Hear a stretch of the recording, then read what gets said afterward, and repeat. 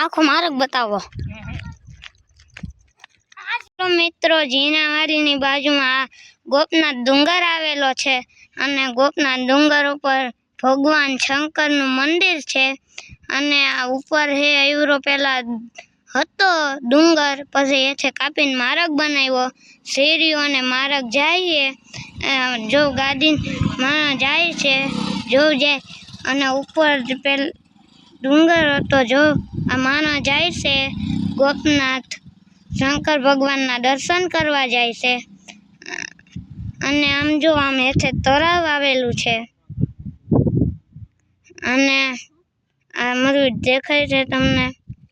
જો આ પાણા છે મોટા મોટા।